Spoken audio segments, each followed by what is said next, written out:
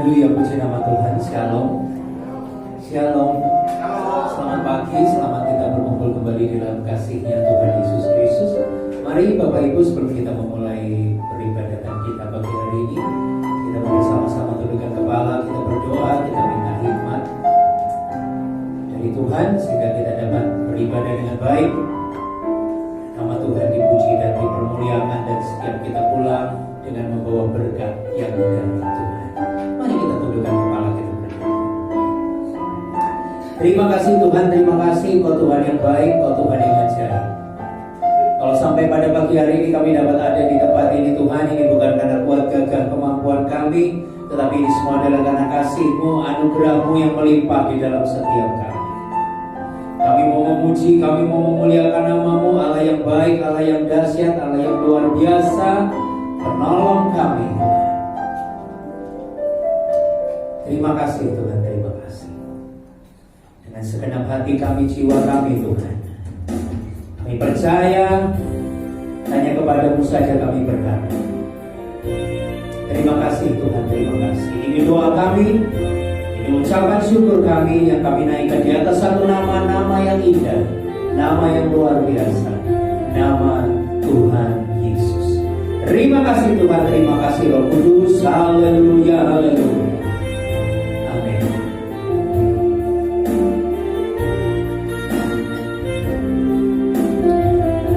Haleluya. Mari jemaat Tuhan kita nyanyikan pujian ini.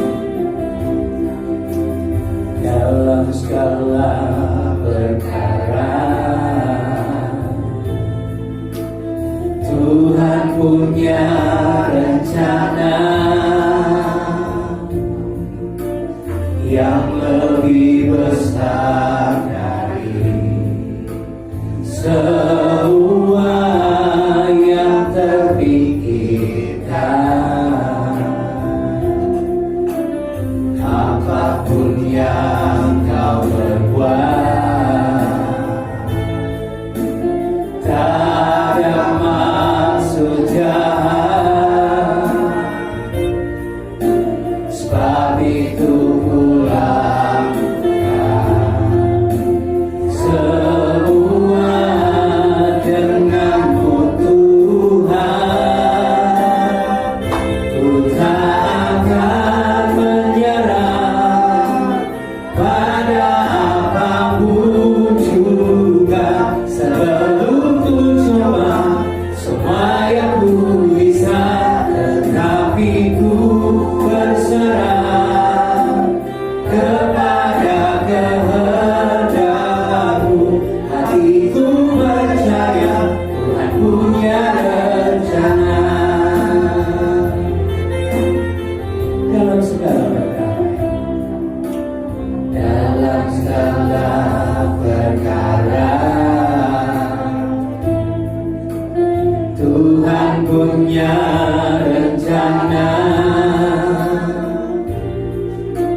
yang lebih besar dari semua yang terpikirkan. Apapun yang kau berbuat, tak ada maksud jahat, sebab itu ku lakukan semua denganmu Tuhan. Ku tak akan menyerah pada apapun juga, sebelum ku coba semua yang ku bisa, tetapi ku berserah kepada kehendak-Mu. Hatiku percaya Tuhan punya rencana. Ku tak akan menyerah pada apapun juga, sebelum ku coba semua yang ku bisa, tetapi ku berserah kepada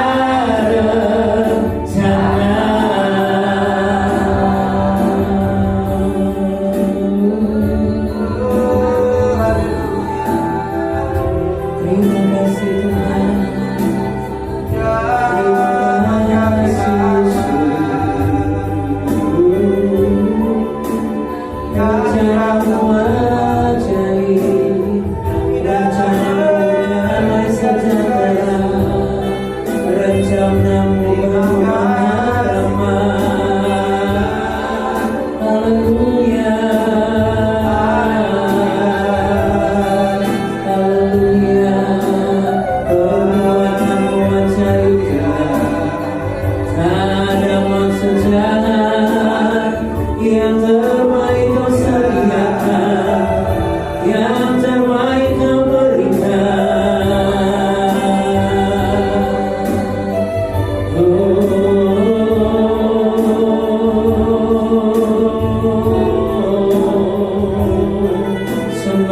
Sembah Tuhan, beri yang terbaik bagi Tuhan. Segala puji, segala hormat, kemuliaan hanya bagimu.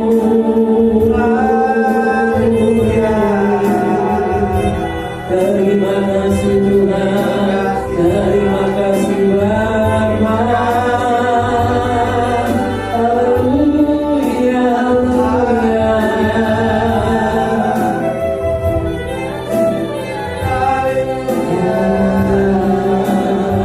Ajar kami Tuhan, ajar kami Yesus untuk hidup dalam rencana-Mu, hidup dalam rencana-Mu. Rencana-Mu baik, semua baik, semuanya baik Tuhan.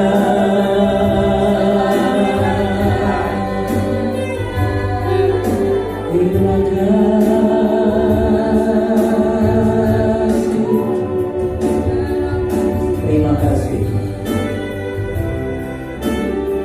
Tidak ada yang kami lakukan Tuhan saat kami memilih Kau menjadi Tuhan dan Juru Selamat kami. Karena tidak ada Tuhan seperti Engkau yang sanggup memulihkan kami, menyembuhkan kami, bahkan menerima kami apa adanya. Untuk Kau bentuk menjadi bencana yang indah. Terima kasih Tuhan. Sebesar apapun badai yang kami hadapi, tapi kami percaya Kau Tuhan yang tidak pernah meninggalkan kami. Kau Tuhan yang tidak pernah jauh dari kami. Terima kasih.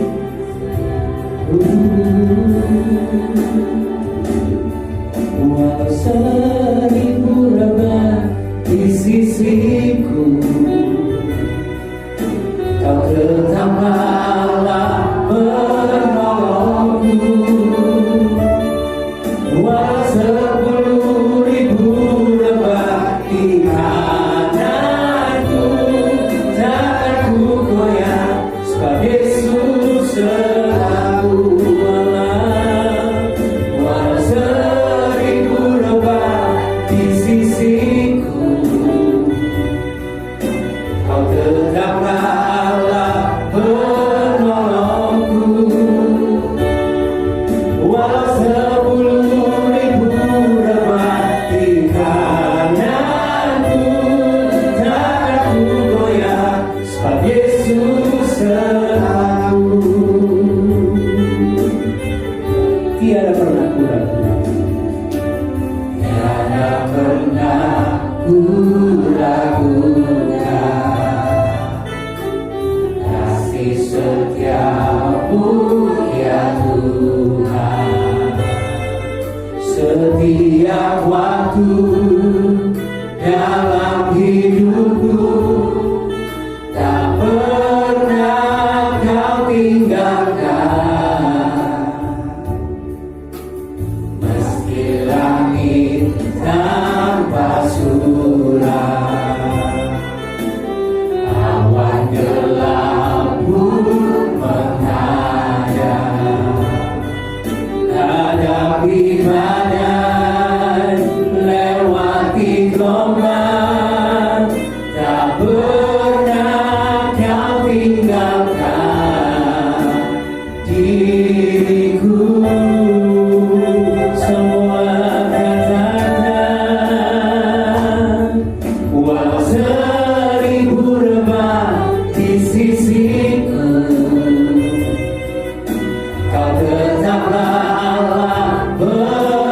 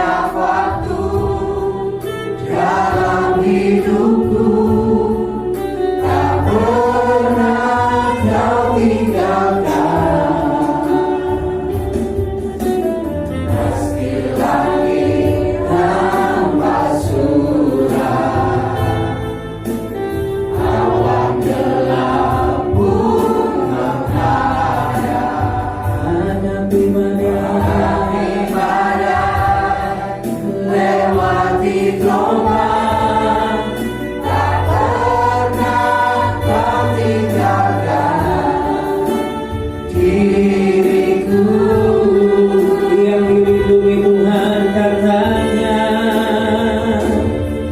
Walau seribu rebah di sisiku, kau tetaplah Allah penolongku. Walau 10.000 rebah di kananku, takkan ku goyah sebab Yesus. Saudara Tuhan sendiri katakan, walau 1000 rebah di sisiku, kau tetaplah. Sebesar apapun badai Tuhan yang ada di kiri kanan muka kami Tuhan, kami yakin percaya kau tetap melindungi kami. Di kananku takkan ku goyah sebab Yesus sertaku semua. Walau 1000 rebah di sisiku, kau tetaplah Allah penolongku. Walau 10.000 rebah di kananku, takkan ku goyah sebab Yesus sertaku malam. Walau 10.000 rebah di kananku, takkan ku goyah sebab Yesus sertaku malam. Walau 10.000 rebah di kananku, takkan ku goyah sebab Yesus sertaku. Sekali lagi sembah, haleluya. Terima kasih Tuhan.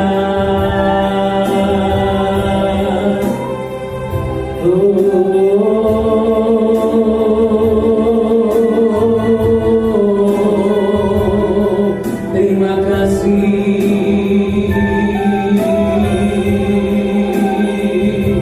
Haleluya.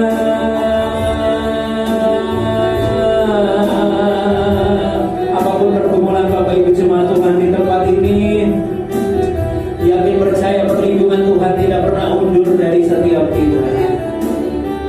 Tangannya selalu memegang kita, bahkan Dia tidak akan membiarkan kita goyah. Tangannya tidak kurang panjang untuk mengangkat kita, telinganya tidak kurang tajam untuk mendengar doa permohonan setiap kita. Yakin percaya hanya Tuhan yang sanggup pulihkan kita. Haleluya, haleluya, haleluya, haleluya. Besar Allahku, ya dengan besar Allahku, selamanya besar, ajaib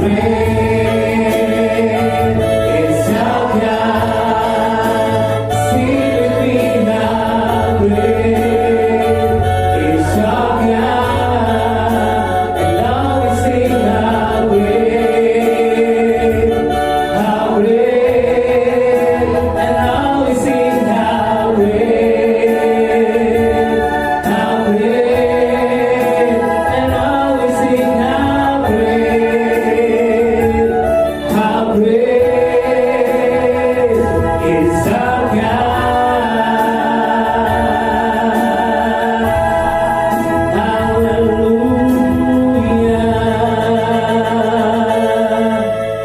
Terima kasih Tuhan, terima kasih sekali lagi Engkau besar, besar, besar, ajaib bagi kami. Dan kami bersyukur, kami bangga punya Allah seperti Engkau.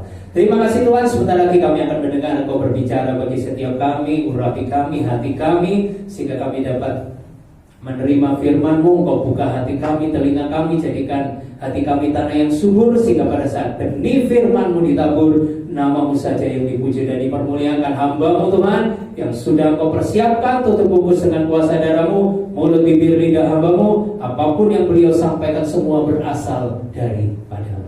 Terima kasih Tuhan, kami siap dengar Engkau berbicara bagi kami. Jemaat Tuhan yang siap dengar firman Tuhan, mari bersama katakan amin. Halo.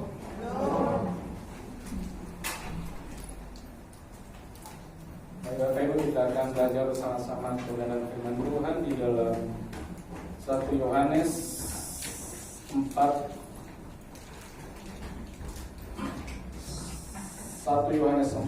ayatnya yang ke-20.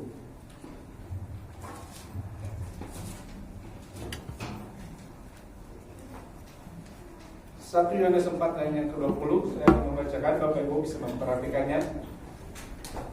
Jikalau seorang berkata, aku mengasihi Allah, dan ia membenci saudaranya, maka ia adalah pendusta. Karena barang siapa tidak mengasihi saudaranya yang dilihatnya, tidak mungkin mengasihi Allah yang tidak dilihatnya. Sekali lagi, kalau kita berkata kita mengasihi Allah, kalau kita membenci saudara kita, maka kita dikatakan pendusta. Bagaimana Tuhan katakan kita mengasihi Dia, tetapi kita seorang pembual? Ya. Jadi kalau Bapak Ibu berkata datang ke tempat ini, aku mengasihi Allah, aku mencintai Tuhan, Dia sungguh luar biasa dalam kehidupanku, Dia penolongku. Kalau dikatakan masih dengki, dendam, membenci saudara, maka Tuhan berkata engkau adalah pendusta. Ya. Jadi kalau ada kebencian di dalam kehidupan kita, di antara kita saudara-saudara kita, lalu kita berkata kita ini adalah orang yang rajin beribadah, datang kepada Tuhan, menyembah Tuhan, berserah kepada Tuhan, lalu kita bilang saya ini adalah orang yang benar-benar melihat cinta kasih Tuhan di dalam kehidupan saya, tetapi Bapak Ibu masih membenci saudara Bapak Ibu, maka dikatakan Tuhan berkata kepada kita, engkau adalah penipu, menipu dirimu sendiri. Bapak Ibu, saya tadi berkata tadi pagi, saya bertanya, jika kita diperhadapkan dalam dua hal, Bapak Ibu memilih yang mana? Yang pertama, saya katakan, kalau Anda menikah dengan orang yang Anda cintai, Anda ingin menikah dengan orang yang Anda cintai, tetapi Anda mencintai orang tersebut, tetapi dia tidak mencintai Anda. Atau kita mau menikah, Bapak Ibu mau menikah, saudara-saudara mau menikah kepada orang yang dia mencintai Anda, tapi Anda tidak mencintai dia. Pilihannya di mana? Bapak Ibu menikah dengan orang tersebut mencintai Anda, tapi Anda tidak mencintai dia. Atau sebaliknya, Anda mencintai dia, tapi dia tidak mencintai Anda. Pilih yang mana? Itu kan sulit. Lebih baik kita kan dalam hal ini, saya lebih baik dia mencintai saya mencintai dia. Tapi di dalam prinsip ini tuh Bapak Ibu, ada satu hal pilihan-pilihan. Kalau Bapak Ibu di dalam satu hal, di dalam kesesakan lembah kelam yang luar biasa, disuruh pilih. Sekarang dikatakan engkau memilih Tuhan, tetapi engkau di dalam kesesakan, engkau di dalam kelam tidak ada satupun jalan keluar. Atau engkau memilih Baal, menyembah Allah lain, atau menyembah ilah-ilah lain, tetapi ada jalan keluar semua usahamu lewat begitu saja. Mungkin saat ini kita bisa berkata, saya tetap memilih Allah. Tapi kalau kita di dalam posisi yang sangat terjepit, kita bisa saja berpaling kepada Allah. Bapak Ibu kekasih-kasih Tuhan, maka sesuai dengan tema, karena tema November ini untuk menjelang Desember nanti, kita akan belajar tentang kasih, bagaimana tentang kasih Tuhan di dalam kehidupan kita. Kita lihat dia rela mengaruniakan anaknya di dalam kita nanti Desember. Tapi saat ini kita lihat bahwa tema kita adalah Power of Love. Jadi ini ada kekuatan cinta. Kalau diartikan dalam bahasa sehari-hari dikatakan cinta mati. Cinta mati. Bapak Ibu kekasih-kasih Tuhan, di sini kita bisa lihat bahwa di dalam 1 Yohanes 4 ayat 20 dikatakan, jikalau seorang berkata, aku mengasihi Allah dan ia membenci saudaranya, maka ia adalah pendusta. Karena barang siapa tidak mengasihi saudaranya yang dilihatnya, tidak mungkin mengasihi Allah yang tidak dilihatnya. Jika pertanyaannya, mungkinnya kalau kita mengasihi Tuhan, maka kita dengan segera. Mungkin jawaban Bapak Ibu sekarang, apa buktinya Bapak Ibu mengasihi Tuhan? Mungkin jawabannya, nyatanya saya taat beribadah, nyatanya saya berdoa kepada Tuhan. Mungkin banyak hal yang akan kita katakan. Tetapi saya katakan tadi pagi bahwa kasih kepada Tuhan itu tidak hanya kasih kita kepada Tuhan saja. Enggak hanya vertikal, enggak hanya Tuhan dengan manusia. Nyatanya kan dalam kehidupan kita sehari-hari kita mengatakan aku mengasihi Allah, aku sangat mengasihi Allah. Aku sangat percaya, benar, dan setiap hari keluar dari mulut bibir kita. Kita menyembah Tuhan, kita memuji Tuhan, kita akan berkata, bernyanyi, sungguh dahsyat Engkau Tuhan. Tetapi di dalam hal ini, jikalau engkau berkata Allah dengan manusia, tetapi kalau kamu tidak ada horizontal antara manusia dengan manusia, engkau mengasihi sesamamu. Allah berkata tidak ada gunanya engkau vertikal dengan Tuhan dengan manusia, karena engkau dengan sesamamu aja tidak mengasihi. Karena dikatakan, jikalau engkau seorang berkata, aku mengasihi Allah dan ia membenci saudaranya, maka ia adalah pendusta. Kenapa? Kalau kita berkata kita mengasihi Allah, kita membenci, mendengki kepada keluarga saudara kita, maka Tuhan katakan engkau seorang pendusta. Tidak mungkin Bapak Ibu kalau kita tidak sakit hati ketika kita disakiti. Ada nggak disakit hati? Pasti sakit hati. Tetapi pada kenyataannya sakit itu jangan sampai berlarut-larut. Makanya dikatakan, ada nggak di sini Bapak Ibu yang nggak membenci saudaranya? Ada yang nggak pernah membenci saudaranya?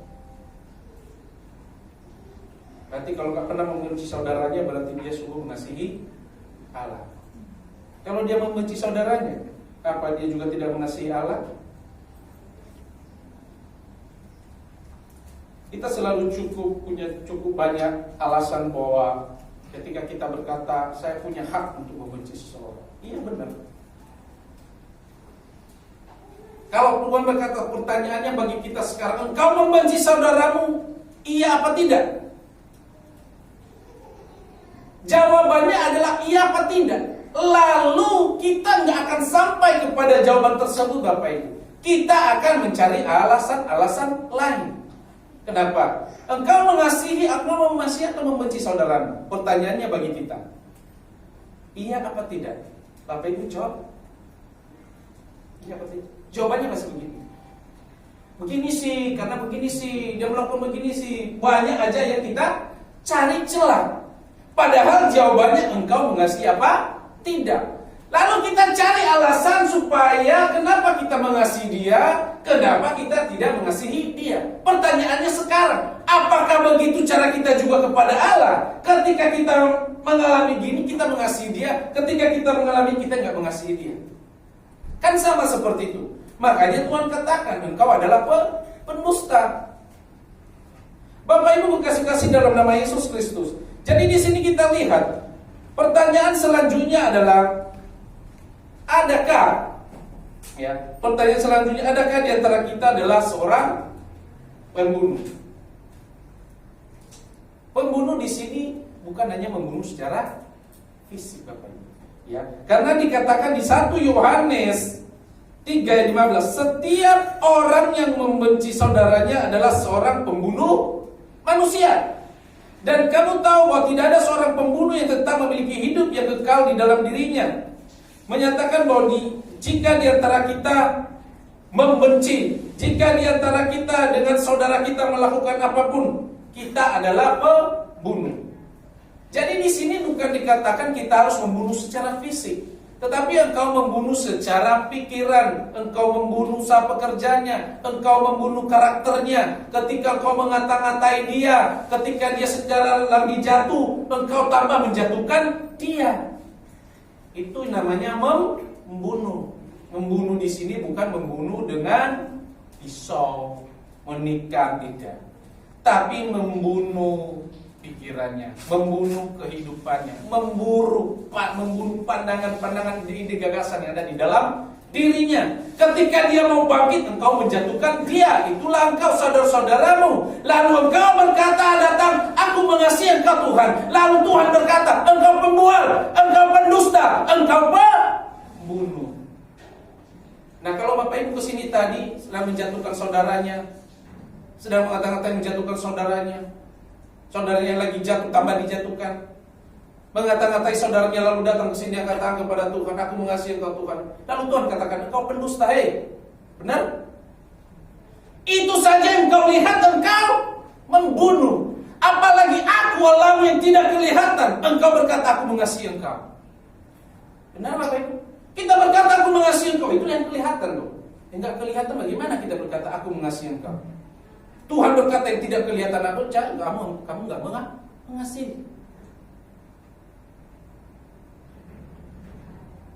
Jadi di sini Tuhan tegas mengatakan, tidak hanya mengasihi dengan Allah mengasihi, tetapi tidak vertikal aja, harus ada horizontal sesama manusia, baru engkau bisa membuktikan kasih Allah tersebut. Kalau engkau tidak membuktikan kasih antara sesamamu, bagaimana engkau berkata aku mengasihi Allah yang tidak kelihatan?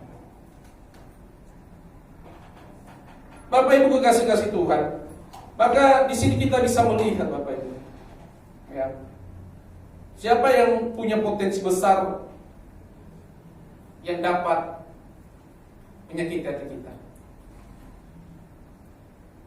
Di antara Bapak Ibu tahu siapa yang punya potensi dapat menyakiti hati Bapak Ibu.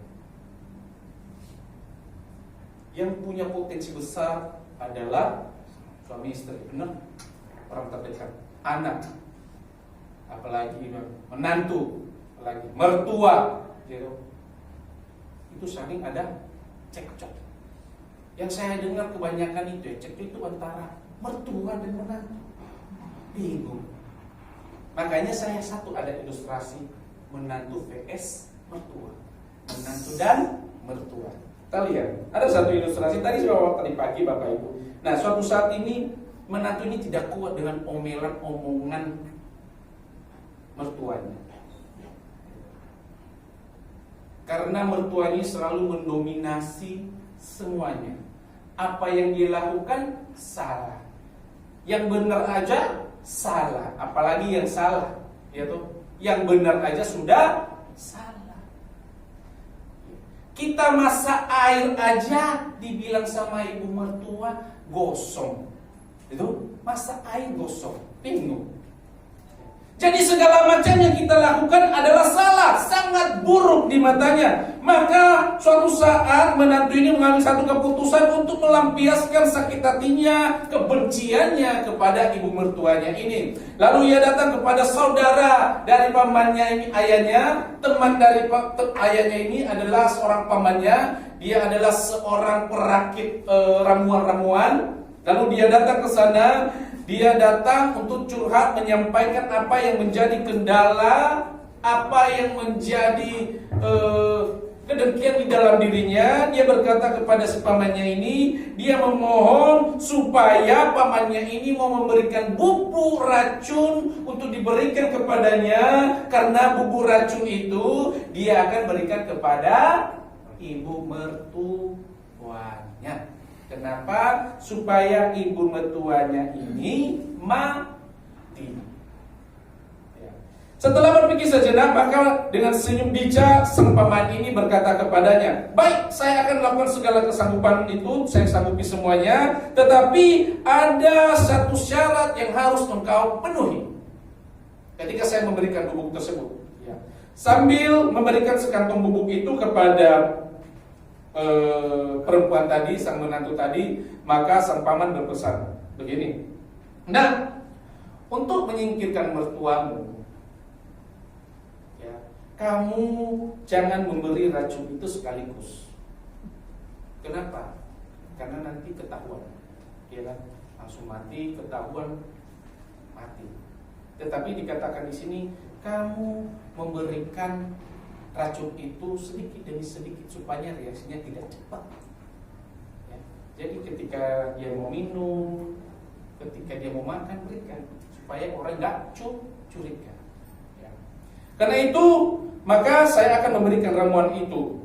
Maka perempuan ini memberikan ramuan itu kepada ibu mertuanya. Tetapi pamannya ini berkata, ketika engkau memberikan bubuk itu dalam minuman, engkau harus baik, engkau harus menurut, engkau jangan melawan. Maka dengan senang hati, karena dia pikir, udahlah, dengan racun ini si pengomel itu ya, mati aja. Lalu dia pulang dengan sikap yang ramah, yang baik. Dia menghormati dan tidak berdebat dengan ibu mertuanya. Apapun yang dilakukan ibu mertua, apa yang dikatakan ibu mertuanya, dia tetap bersikap baik. Lalu dia bersikap baik. Bu, mau minum apa? Minum jus, dibuat jus, titik bubuk. Bu, mau makan apa? Mau makan ayam goreng, bos, dikasih ayam goreng, kasih bumbu racun tadi, yang dikasih pamannya supaya nggak terasa, nggak curiga orang nanti kalau mati kan, wah, karena selama ini kan yang dilakukan kebaikan. Ya. Lalu dia kasih pelan-pelan. Lalu ketika pelan-pelan diberikan dengan perasaan lega dan senang, maka semuanya dilakukan. Ya. Sehingga Bapak Ibu tidak terasa sudah 4 bulan, maka si ibu ini melihat perubahan yang sangat besar di dalam kehidupan menantunya. Dia berkata kepada tetangganya, waduh, menantu tua, aku nggak mangan, aku nggak turu, aku nggak minum, tanya terus, udah mandi belum, udah minum obat belum, ditanya. Jadi dia menyampaikan kepada tetangganya. Dulu yang dia sampaikan kepada tetangganya, menantunya ini kurang ajar segala macam. Sekarang dengan sikap dan kebaikan dilakukan menantunya itu, memberikan minuman dengan bubuk, padahal maksudnya beda. Kebaikan itu beda, supaya memberikan racun itu supaya cepat mati. Dia tahu. Tapi di balik itu ibunya mertuanya menerima dengan baik. Dia tidak ada pemikiran lain, jelek. Karena sikap menantunya ini berubah drastis. Dibuat inilah, dibuat ini, padahal dimasukkan bubuk tersebut. Lalu dia menyampaikan itu kepada tetangga-tetangganya. Ya. Sampai dia menyayangi si menantunya ini melebihi anaknya sendiri. Ya. Jadi kekasih-kasih Tuhan, menyadari perubahan-perubahan ini, sang menantu ini cepat-cepat balik kepada pamannya. Dia kembali lari kepada pamannya. Dia menemui paman penjual obat itu. Dia berkata, tolong berikan saya obat penawar racun tersebut. Saya tidak ingin ibu saya, mertua saya meninggal. Kenapa? Karena ada perubahan tersebut. Saya tidak ingin, ya. Setelah saya mematuhi segala peraturan yang diberikan oleh paman, dan dibalik semuanya itu, ibu mertua saya sangat menyayangi saya ketika saya menuruti semuanya. Tapi yang sekarang itu racunnya itu saya tidak mau ibu mertua saya ini mati. Tolong berikan penawarnya. Lalu sang paman itu tersenyum dengan puas, ya, dan berkata, anakku, kamu tidak perlu khawatir. Bubuk yang saya berikan bukanlah racun, tetapi itu adalah pupuk untuk penguat kesehatan. Bapak Ibu, dari ini kita lihat racun yang sebenarnya ada di dalam pikiran dan sikap kita. Benar?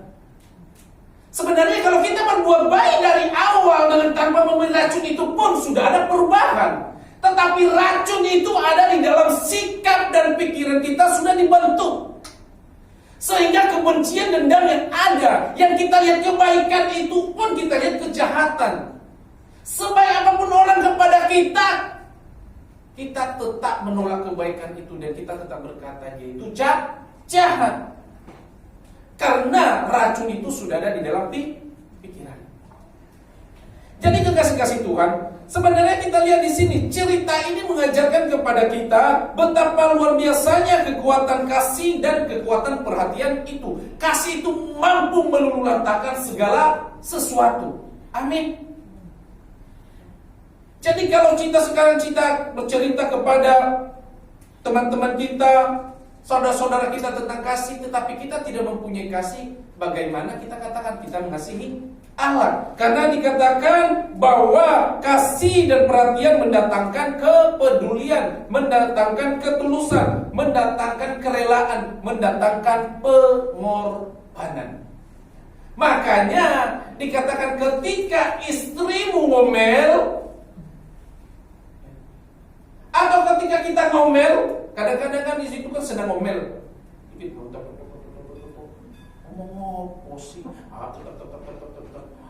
Posisi kan begitu. Kadang-kadang memang kadang-kadang begitu. Tapi ada nggak perubahan? Kalau bagi saya sering katakan begini. Kalau kamu ngomel terus, malah si ngomongnya tambah laku no. Gue segini, pingin benar loh, istri benar. Justru dikatakan di sini, lakukanlah dengan kasih. Apapun itu, jelas suami itu pasti nurut. Ojo diomelin terus. Justru kalau diomelin terus malah aduh.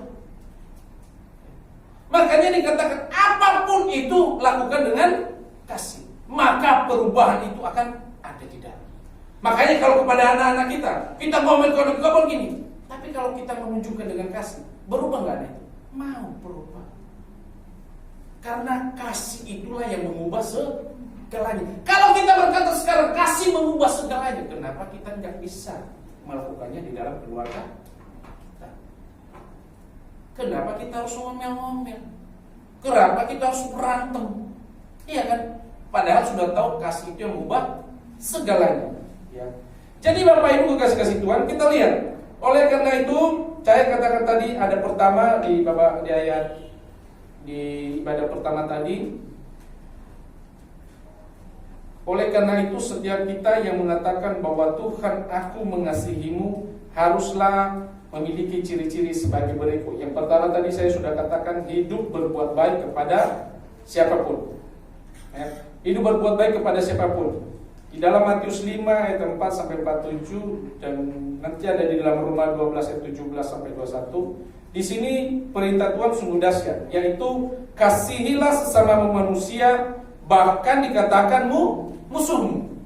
Tetapi aku berkata kepada kasihilah sesama manusia dan berdoalah bagi mereka yang mengasihi engkau. Orang yang menyakiti engkau, orang yang menganiaya engkau, orang yang melukai engkau, maka berkatilah, maka doakanlah. Jikalau orang mengasihi kita, maka kita gampang untuk mengasihi dia. Jikalau orang memberkati kita, maka gampang kita untuk memberkati dia.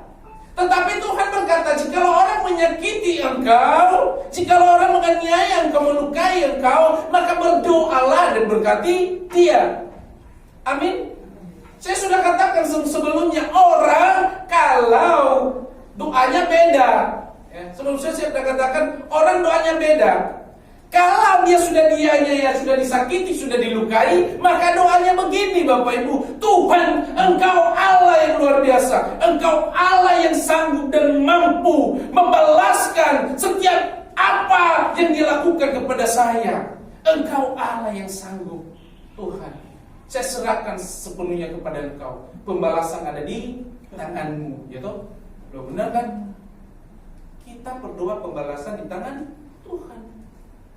Tanpa kita sadari, kita mengajari Tuhan balas no opo sing dilakukan. Padahal Tuhan berkata, berdoalah dan berkata. Nah, ketika dia sudah berdoa seperti itu, tiba-tiba besok pagi orang yang menyakiti dia itu rumahnya kebakar. Lalu dia berdoa, terima kasih Tuhan, Engkau menjawab doaku. Itu tuh. Kasih Tuhan. Tuhan tidak mau hal semikian. Ya, tanda tersebut kita harus melakukan hal ini. Berdoa dan memberkati musuh kita. Jadi kalau di sekarang kita datang tadi, kita masih membenci, kita mengata-ngatai, kita mendendam kepada saudara kita, keluarga kita, mertua kita, anak kita, menantu kita, anak-anak kita. Lalu kita datang kepada Tuhan, kita mengangkat tangan, aku mengasihi Tuhan. Tuhan katakan engkau pendusta. Bukan saya loh ya. Percuma, kau pendusta. Di dalam kamu pulang aja kamu masih membenci keluargamu. Bukan kau datang berkata mengangkat tangan, aku mengasihi engkau Tuhan. Itu hanya antara engkau dan aku berkata saja. Kamu tidak melakukan secara horizontal. Jadi di sini Bapak Ibu, mungkin ada hal-hal yang kita lihat. Seperti Yusuf dikatakan di sana, bagaimana Yusuf tidak pernah punya niatan membalas dendam kepada saudaranya. Tidak pernah membiarkan kepahitan menggorogoti kehidupannya. Ya. Yang ia punya hanyalah kasih. Kenapa saya katakan demikian? Ketika saudaranya datang, tidak ada satupun dengki yang ada di dalam dirinya. Tetapi dia berkata, oleh karena apa yang entah kau lakukan kepadaku, maka aku bisa begini. Ayo. Ketika orang melukai kita, menyengatnya kita, menjadi kita, lalu dia datang minta maaf. Oh, sorry ya. Oh, tidak apa-apa. Justru ketika engkau melakukan itu, aku semakin kuat. Aku semakin mengerti akan cinta kasih Tuhan dalam hidupku. Amin. Memang gak gampang, tapi inilah yang Tuhan katakan. Yang kedua, ya, menerima setiap orang apa adanya. Yohanes 8 ayat 10 sampai 11.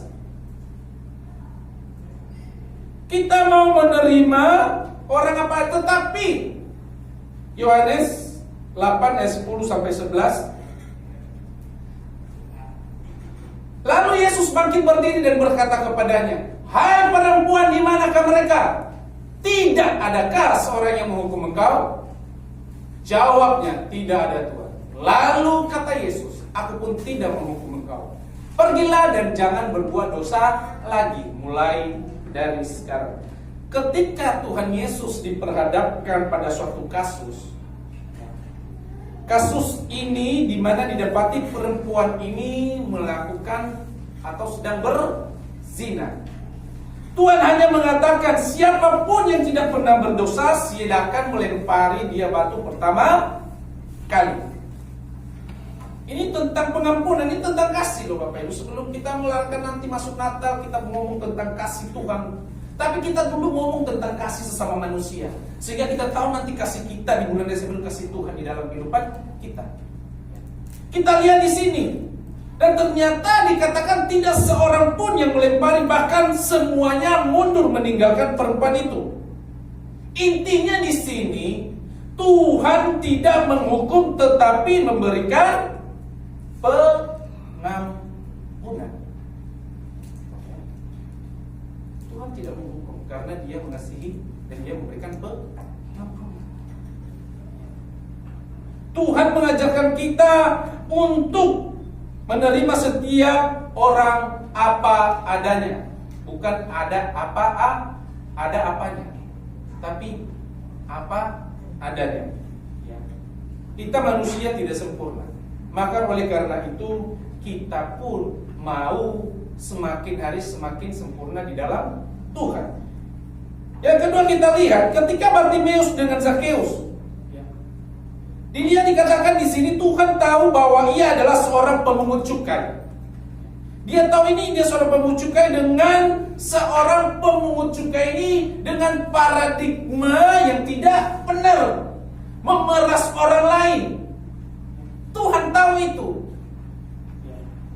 Tetapi Tuhan tetap berbicara kepadanya, bahkan mau mampir makan bersama di rumahnya. Kalau kita gimana?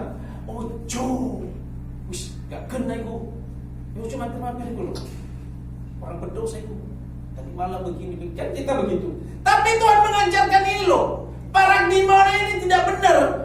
Dia selalu melakukan hal tidak benar, merampas hak orang lain. Tetapi Tuhan berkata, dia mau datang menghampiri dia mau hampiri ke rumahnya, dia mau makan bersama-sama dengannya. Tapi kalau kita menghampiri dia, makan bersama-sama dengannya, orang yang melakukan kejahatan, maka kita keluar dari rumah itu, maka kita juga dikatakan penjahat. Lihat dong, di rumah penjahat, di rumah ini. Lalu dikatakan, lihat aja nanti, pasti juga dia jadi seperti itu. Karena kenapa? Paradigma tidak ada pengampunan dalam diri kita. Orang yang sedang melakukan itu tidak pernah ada kasih di dalam diri, dan tidak akan pernah ada pengampunan di dalam diri. Sekarang kau berkata kau mengasihi Allah, kau pendusta, dikatakan gak benar gak? Coba kalau kita pulang ke rumah, ada orang yang salah di kiri kanan kita akan selalu mendikte dan berkata salah terus. Kita yang paling benar. Itulah kehidupan kita. Setiap hari mengatakan orang salah, apa yang orang salah. Kita mau menghampiri salah. Kita mau mengatakan dia kebenaran salah. Merasa diri paling benar. Jadi di sini Tuhan menerima apa adanya Zakheus, Bapak Ibu. Tuhan menerima apa adanya diri kita. Ia tidak menghakimi, tetapi ia memberikan kasih. Sehingga kehidupan dan paradigma Zakheus diubahkan. Kalau kita tidak mendengar kasih, bagaimana orang ini bisa berubah? Kalau kita mau menghampiri orang yang jahat, lalu kita berkata jangan menghampiri orang jahat, bagaimana orang ini bisa berubah? Kalau tidak melalui kita yang menyatakan punya kasih di hadapan Allah, tetapi sesamanya saja tidak mau melakukan, malah menghakimi setiap hari. Pergeluaran perkataannya setiap hari menghakimi orang, omongannya setiap hari menghakimi orang. Lihat datang orang ke gereja di mana-mana, ayo Bapak Ibu, belum masuk aja baru di pintu sudah mengatai orang. Mau masuk aja mau menyembah Tuhan sebelumnya dulu mengatai orang. Nah saya bilang mengasihi itu Tuhan, menghakimi orang terus kehidupannya. Dan sadar bahwa karena Tuhan katakan Tuhan tidak main-main mengasihi kita. Karena dikatakan karena begitu besar kasih Allah akan dunia ini, sehingga ia mengaruniakan anak yang tunggal, supaya setiap orang, kita ini yang percaya kepada Tuhan, peroleh hidup yang kekal. Amin. Makanya di sini kita lihat selanjutnya, ada 5 menit, wanita Samaria. Wanita Samaria dengan 5 laki-laki tanpa hubungan yang jelas. Wanita ini pun tidak diterima di lingkungannya. Buktinya ia menimba air di waktu siang. Saya tanya sekarang, Bapak Ibu kalau nimba air di kampung ya, biasanya itu nimba air kan pakai apa namanya? Timur pakai itu, dari gitu. Nah, nimba air itu pagi, siang, sore. Pagi ya. Kalau nggak pagi ya sore. Pernah nggak nimba air siang panas-panas? Tak tanya saya. Pernah? Sering nggak? Pasti akan menghindari, benar? Kita lebih baik pagi-pagi atau sore sudah nggak panas, enak. Kenapa Bapak Ibu? Kenapa dia mau melakukan itu di siang hari? Pertanyaannya bagi kita. Pertanyaannya adalah karena dia ini perempuan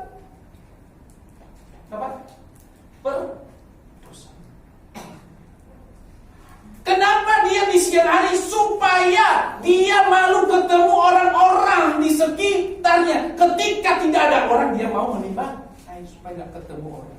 Kenapa? Mungkin di sekelilingnya ini juga orang yang tidak bisa memberikan nasihat yang baik, malah justru ketemu melakukan pendosa kan gitu.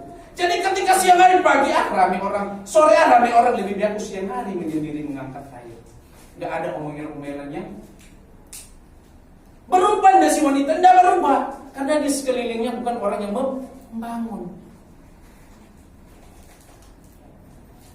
Nah, di sini kita bisa melihat Bapak Ibu, tetapi ia tidak mau bertemu orang karena orang-orang ini memberikan hinaan-hinaan kepadanya sehingga ia menimba air di siang hari, dikatakan di ayat ini. Dia ada ke sumur siang hari. Ya. Lalu di situ kita lihat Tuhan Yesus tahu akan kehidupan perempuan ini dan ia tidak memandang hina perempuan itu. Ya. Tuhan berbincang-bincang bahkan menawarkan air hidup kepadanya dan perempuan ini pun mengalami perubahan dalam dirinya. Apa yang Tuhan lakukan? Mengomeli orang? Enggak. Dia tahu. Tapi yang dikatakan pengampunan. Pendidikan kasih. Tapi kalau kita, Tuhan air yang paling benar loh. Saya mau melakukan itu. Kita aja yang nggak paling benar, saya nggak mau melakukan itu, mengomeli orang. Heran ya. Ini dikatakan Tuhan itu yang paling benar, tapi mau ngomong sama orang ini. Kita ini loh ada kesalahannya, sering melakukan kesalahan, nggak mau ngomong sama orang yang melakukan kesalahan. Merasa kita paling benar dewe. Heran manusia sekarang itu. Tahunya ini yang mujizat tok sing ono di pikirannya. Padahal hidupnya kehidupannya nggak benar loh. Menyalahkan orang. Siapapun itu, saya sebagai hamba Tuhan melakukan sering seperti itu. Ini kenyataannya, kita harus keras. Firman Tuhan berkata demikian. Kenapa dia nggak mau datang? Karena orang-orang di sekitarnya memandang dia hina. Kita ini merasa tidak hina, orang kita pandang hina. Ketika orang melakukan kesalahan satu aja lebih hina dari apa yang kita lakukan, kita selalu begitu. Tapi Tuhan sebenarnya memberikan contoh-contoh yang banyak sekali tentang pengampunan dan kasih. Selanjutnya Bapak Ibu, ada bungsu yang meminta uang warisannya. Kita lihat padahal bapaknya belum meninggal, tapi dikatakan semuanya itu dia meminta dan dia pergi berfoya-foya menghabiskan segala sesuatu apa yang telah diberikan orang tuanya kepadanya. Dia menjauh dari bapaknya, tetapi ketika dia kembali, di sana dia mau makan makanan babi segala macam, mau kerja sama orang, dia katakan kan kisah-kisah begitu. Tetapi kelanjutannya Bapak Ibu, pengampunan. Kenapa begitu? Karena dikatakan bapaknya yang melihat dari kejauhan tidak lagi mengingat segala apa yang telah dilakukan oleh anaknya. Nah, kalau kita anak wis melakukan satu hal lain, anak yang sudah datang, tekumen. Wis ngomongnya wis enggak, tekumen, apa lagi ini? Mungkin kekacauan lagi nih, pasti. Wes minta segala macam, sudah ini datang lagi. Padahal belum tahu loh, belum tentu melakukan apa. Tapi wes pikirannya wes elek-elek biar anaknya. Wes anak kurang ajar lah, anak inilah. Tapi lihat Papa, segala macam yang dilakukan oleh anak ini, dia melihat dari jauh, maka di situ dia mengingat, dia tidak lagi mengingat kesalahan anaknya. Apa yang dilakukan anaknya, bapaknya langsung menerima dia, bapaknya langsung menerima dia dan tetap mengasihi dia seperti Bapa mengasihi kita. Amin. Jadi kita belajar tentang kekuatan cinta itu. Kekuatan cinta itu antara sesama. Tuhan berkata kekuatan cintai dulu antara sesama, bukan antara Tuhan dan kamu dulu. Kamu tidak mencintai kekuatanmu itu loh, gak ada sama sesama. Engkau berkata aku mengasihi Tuhan. Tuhan kata engkau pembunuh, engkau pendual, engkau pendusta, engkau pembual. Firman Tuhan katakan, bukan saya, baca sendiri. Ya. Baca di dalam 1 Yohanes 3 pasal 3 nanti ada di sana dikatakan engkau pembunuh. Sampai pasal 4 firman Tuhan berkata demikian ya. Dan kita bisa melihat ya, bagaimana kekuatan kasih itu. Lalu yang terakhir ya, jam 10 terakhir, ini paling terakhir sekali. Kita lihat di dalam Kolose 4 ayat 5. Sudah tanggung Bapak Ibu, masih ada sebenarnya. Kolose 4 ayat 5. Kolose 4 ayat 5. Hendaklah hiduplah dengan penuh hikmat terhadap orang-orang luar. Pergunakanlah waktu yang ada. Ya. Jadi hendaklah kata-katamu. Kolose 4 ayat 5. Jadi di sini dikatakan Bapak Ibu, hendaklah setiap kata-kata, hendaklah setiap kata-kata penuh dengan kasih. Janganlah setiap kata-kata itu keluar kata-kata yang hambar. Sehingga kita tahu bagaimana kalau kita harus memberi jawab kepada setiap orang. Ketika kita sedang jatuh cinta, ya mungkin Bapak Ibu kan pernah jatuh cinta. Gak mungkin lah menikah kalau nggak jatuh cinta. Ya. Ketika keluar kata-kata yang manis keluar dari bibir kita, maka yang keluar adalah kata-kata kasih. Pernah nggak kamu jatuh cinta sama orang, kata-katanya bukan kata-kata kasih? Jatuh cinta sama orang, woi kamu ini, nggak mungkin. Keluar badai pasti diterjang, hujan deras pasti dilewati, sakit pun rasanya nggak sakit. Itulah yang keluar, yang manis-manis keluar. Maka demikian juga hendaknya kehidupan kita, setiap orang kita sampaikan kepada orang lain kata-kata yang penuh hikmah, yang bisa membangun. Ya. Karena ini sudah selesai. Yang keenam selanjutnya bisa Bapak Ibu mau catat, mengampuni dosa. Ya. Yang keempat, mengampuni dosa di dalam Matius 18 ayat 22 sampai 21. Ya, dan nanti bisa lihat di dalam Yunus 4 ayat 1 sampai 11 juga bagaimana Yunus. Di sini kita lihat Yunus dengan kedemikian panas hati yang ada di dalam dirinya, kebencian kepada sesama, sehingga dia berpikir untuk menaklukkan setiap kota yang ada. Tetapi pada akhirnya Tuhan tunjukkan bahwa segala sesuatu itu harus dilakukan dengan kasih. Demikian.